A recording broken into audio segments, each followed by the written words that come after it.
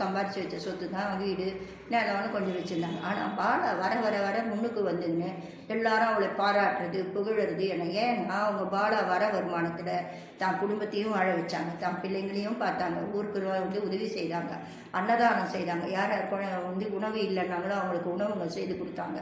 இதை மாதிரிலாம் நல்ல காரியங்களும் செய்து கடவுளையும் கூடவே வணங்கினதோட்டு கடவுள் நம்மளுக்கு காட்டுவார் ஒழிய ஊட்ட மாட்டார். அவர் நீ போ, நீ வள, என்னுடைய அருள் உனக்கு இருக்கும். நம்ம உண்மையாக உழைக்கும் போது அந்த உண்மையிலேயே கடவுள் இருப்பார்.